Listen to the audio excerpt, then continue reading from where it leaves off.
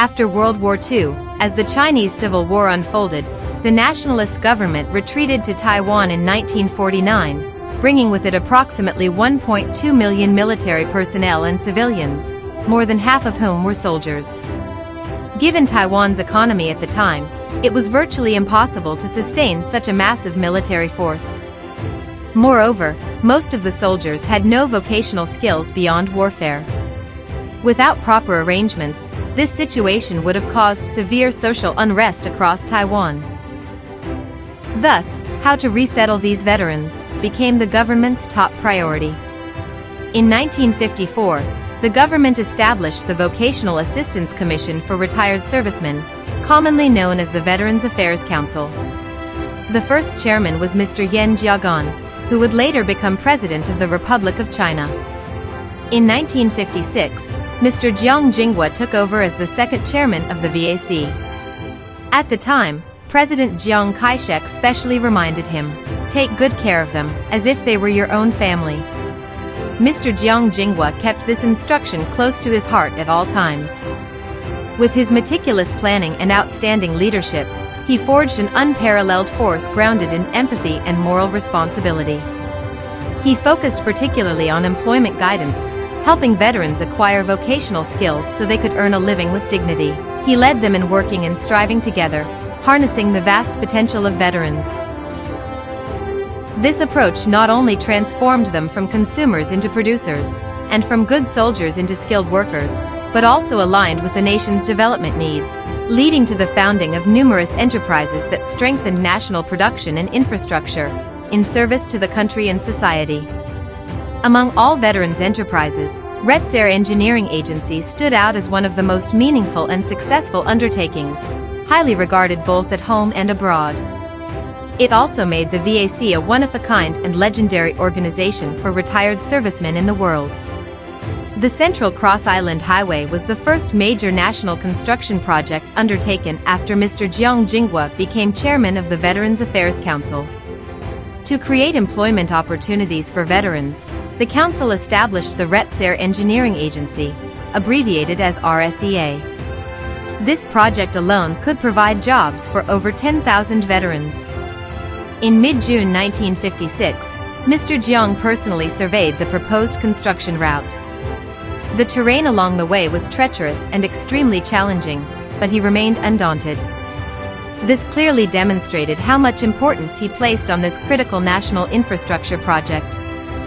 He believed in leading by example. Only by walking the route himself and being confident in the veterans' ability to complete the project on time could he wholeheartedly move the endeavor forward. On July 7, 1956, construction of the Central Cross Island Highway officially began. To attend the groundbreaking ceremony, Mr. Chiang set off from Dongshi on June 29, 1956, and spent 8 full days traveling on foot to Lishan. He deliberately chose July 7, the anniversary of the outbreak of the Second Sino-Japanese War, to hold the groundbreaking ceremony. Together with Mr. Brent, then director of the U.S. International Cooperation Administration, he initiated the highway's construction. The veterans, filled with excitement and pride, joined Mr. Chiang in shouldering this formidable and thorn-covered mission. During the construction of the Central Cross Island Highway, Mr. Chiang personally inspected the site 20 times, frequently traveling across the work zones. He never avoided hardship. He adapted to conditions as they came, sitting roadside to drink tea and eat pastries, sharing meals with the veterans, and sleeping on the ground when tired. His dedication to governance and care for the people, as well as his frugal and humble character, were fully evident. He often used Dr. Sun Yat-sen's famous quote, "Though moving mountains and filling seas may seem impossible, I firmly believe it can be done. Success will come one day," to encourage the veterans. These veterans, after laying down their arms and relinquishing their duty to defend the nation, channeled their traditional spirit of perseverance into the country's economic development. Through their hard work, they contributed to society, and with unshakable confidence, they earned their own livelihoods and pursued a life of mutual support and coexistence. On November 12, 1958, President Chiang Kai-shek, accompanied by his wife Madame Sung Mei-ling, inspected the progress of the Central Cross Island Highway, with Mr. Chiang Ching-kuo by their side. President Chiang was deeply pleased, often seen with a satisfied smile on his face.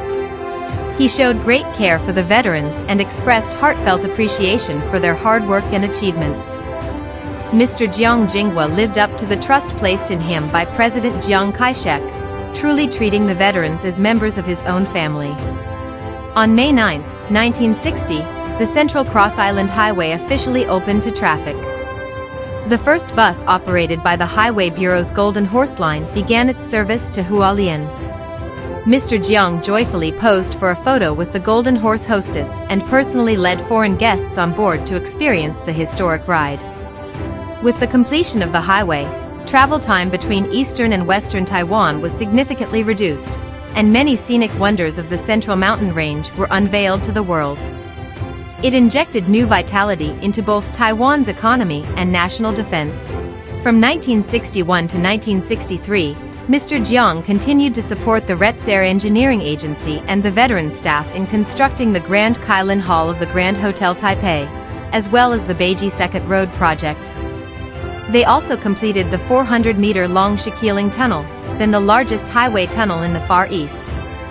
Simultaneously, the Jingguashi Road project was launched. During this period, Mr. Chiang inspected the Jingguashi construction site and the Beiji Second Road project several times, engaging warmly with the veterans at work. In 1963, the Retsair Engineering Agency began construction on the Northern Cross Island Highway. The route stretches from Dashi District in Taoyuan City in the west to Datong Township in Ilan County in the east, with a total length of approximately 82 kilometers. Shortly after construction began, Mr. Chiang Ching-kuo accompanied President Chiang Kai-shek to inspect the project. The following year, they returned to visit the Dakshushan section of the Northern Cross Island Highway, where they visited workers' camps to check on the living conditions of the veteran workers. At the end of 1964, the Retsair Engineering Agency launched another landmark project, the Keelung River Diversion Project, notable for its extensive underwater dredging operations. Mr. Chiang even boarded the Retsair Engineering Agency Workboat No. 3 to personally inspect the progress of the river works. During this time, Mr. Chiang proposed that the Retsair Engineering Agency should enter the international construction market. In 1965, the Retsair Engineering Agency secured a dredging project on the Mekong River in Vietnam, successfully completing the job under the hail of gunfire from the Vietnam War, all while raising the flag of the Republic of China, marking the Retsair Engineering Agency's first breakthrough in the international market. Soon after, the Retsair Engineering Agency won contracts in Thailand, including the Mokan to Nakhon Phanom Highway project and the Songkhla Port dredging project. Over the next 40 years, the Retsair Engineering Agency's overseas ventures grew rapidly. By 1985, it had reached its peak, becoming one of the top 100 international contractors in the world. In early 1965, Mr. Chiang Ching-kuo was appointed Minister of National Defense, bringing to a close his 8-year tenure as chairman of the Veterans Affairs Council.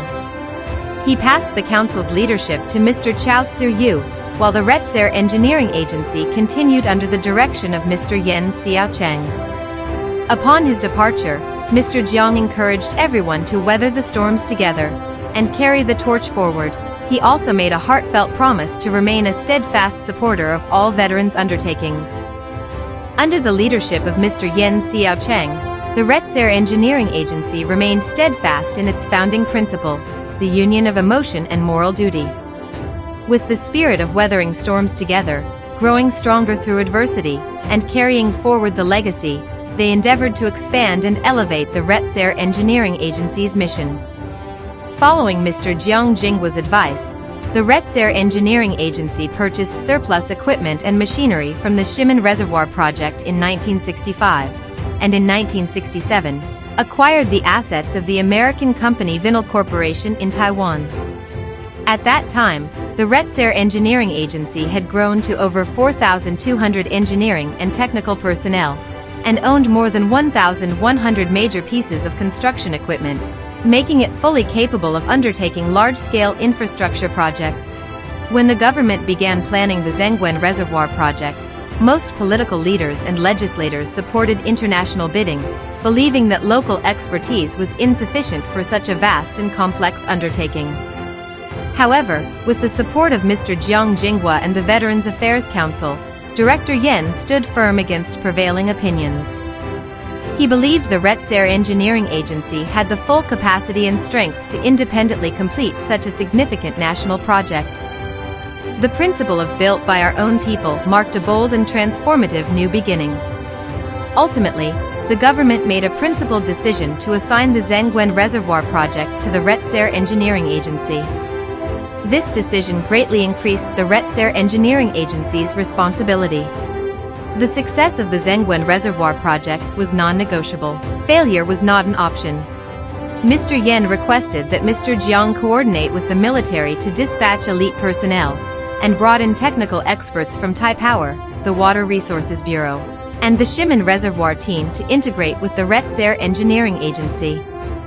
The agency also launched a massive recruitment campaign, enlisting university-educated young professionals, and selected strong and capable veterans from among the team members to receive training as equipment operators and machinery maintenance specialists, with around 800 personnel trained in total. Between 1967 and 1973, the independent completion of the Zhenguan Reservoir project stood as the most glorious milestone in the development of the Retsair Engineering Agency. Taking on the Zhenguan Reservoir marked a turning point in the Retsair Engineering Agency from small-scale projects reliant on manpower with limited machinery, to the independent undertaking of large-scale infrastructure works.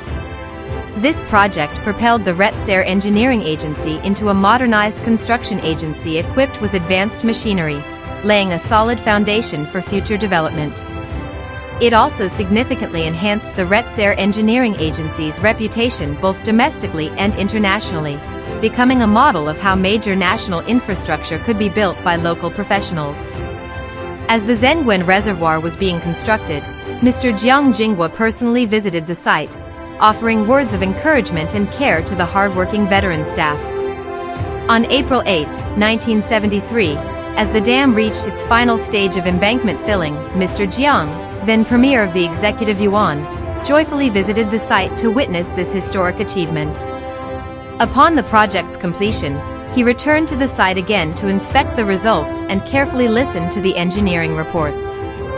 Between 1973 and 1979, Mr. Chiang Ching-kuo, then Premier of the Executive Yuan, proposed a series of national-level infrastructure projects, leading the people in accomplishing the monumental 10 major construction projects of Taiwan. Among them, 8 were either partially or entirely undertaken by the Retsair Engineering Agency. Taichung Port was an artificial port built on sandy shores. In the petrochemical industry, 3 petrochemical industrial zones were developed, which also drove the growth of related industries. Nuclear power plants served as a major driving force behind economic development. The construction of 4 nuclear plants were planned, and nuclear power plant number 1 was completed and began generating electricity in 1979. Swao Port is a natural harbor surrounded on 3 sides by mountains.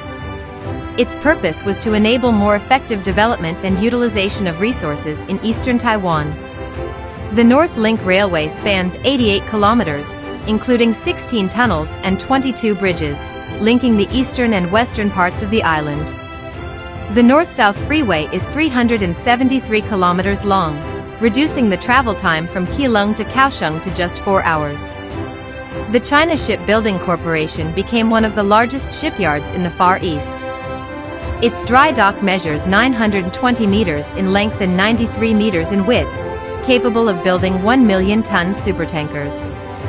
Large Steel Mill was a foundational project for the development of Taiwan's heavy industry, with an annual steel production capacity of 8 million tons.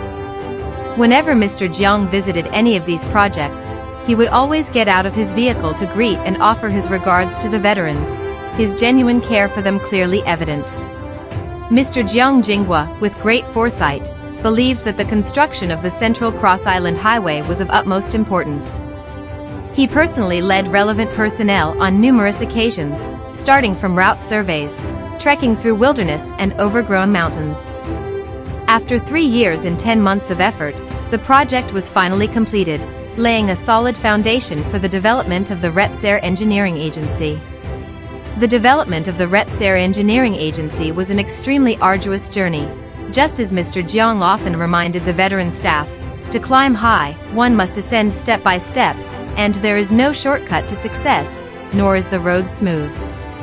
Through years of dedicated effort, the Retsair Engineering Agency, after countless trials and refinements, eventually evolved into a powerful force in national infrastructure construction. It also entered the international construction market, competing with foreign engineering firms, and became a prestigious and globally recognized engineering enterprise. Mr. Jiang's vision and heartfelt dedication not only allowed veterans to live stable and dignified lives, but also brought harmony and prosperity to Taiwanese society. National infrastructure and economic development flourished under his leadership, providing the people of Taiwan with the best possible living and working conditions. This ultimately gave rise to Taiwan's economic miracle, earning admiration from around the world.